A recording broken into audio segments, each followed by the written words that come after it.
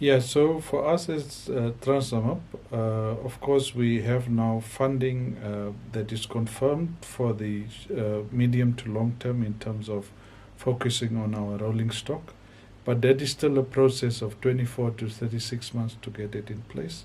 In the very short term now is the availability of short term cash to be able to provide to our needs in terms of repairs that we have to do to our rolling stock immediately, and then also to a large extent human resources development, because we also need to start providing training and development at a critical level to some of the staff members.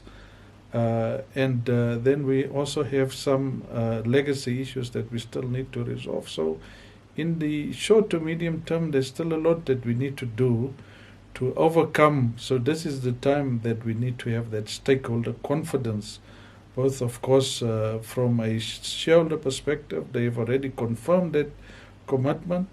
We need to also have it from our clients, which we are engaging all the time, but then also from the employees to be more patient so that we can find solutions for ourselves to rescue TransNamib in the short to medium term, to rebuild this company to create that value that is required.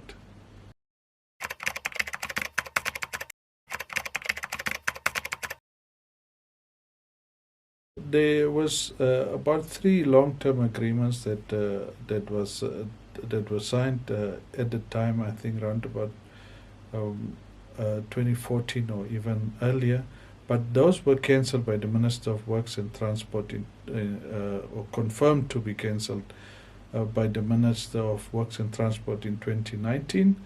And of course, for some of those ones, there are some legal processes that is running on it. But otherwise, from a property administration perspective, at the time when I joined, it was outsourced. Now it's insourced, and we have focused on improving the administration.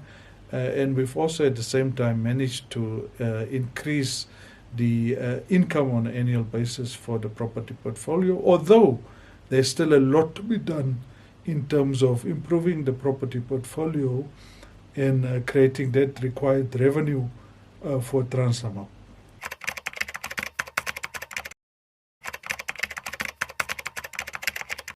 So, of course, when there are derailments, there's normally 3 reasons. It's either the rolling stock, and you can just imagine most of our rolling stock are 60 years old, so it hasn't been maintained to the level that it's required in terms of the locomotives as well as the wagons. And then the rail infrastructure, where government has now put a plan together in terms of focusing on rehabilitation of the railway lines, and some of it is already in progress.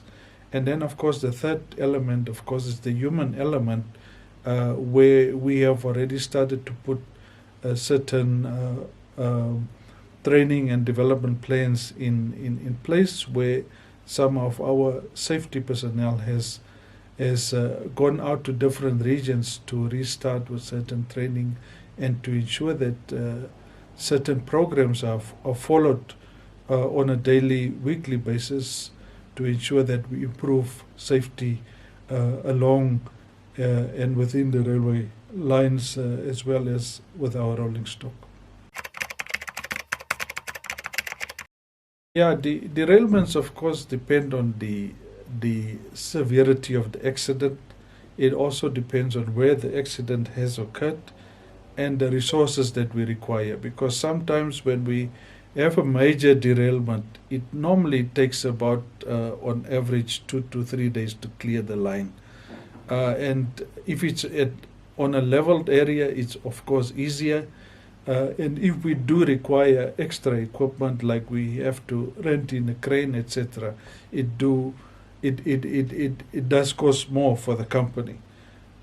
So on average, it could be, if it's a major derailment, it could cost anything from $1 million upwards, depending on the severity of the accident that has occurred. So what's next now is that we're still finalizing this funding in terms of discussing the terms and conditions. but that will support the medium to long-term strategy in terms of remanufacturing about 30 of our locomotives and also buying new locos to the number of about 10. But in the very short term, while we get there, we still need to spend some money on the maintenance of our existing locomotives to keep it alive at a certain or active at a certain level, so that it can allow us also to increase our revenue in the short to medium term. So there's still a lot that we need to do now while we are realizing that funding in terms of the projects that needs to be developed to implement and improve our capacity from a rolling stock perspective. Yeah, we have noted it many times, also through the press announcements, that is definitely not a concern for us as TransNamib.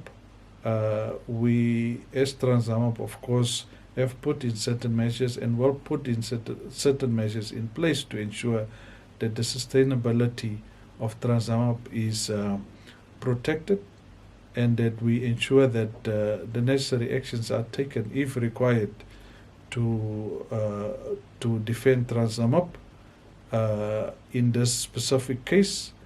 But ultimately, what is important is that we have to make sure that we keep TransNamib alive as a state-owned entity, provide sustainability, and then in the future ensure that there is a positive return for the shareholder.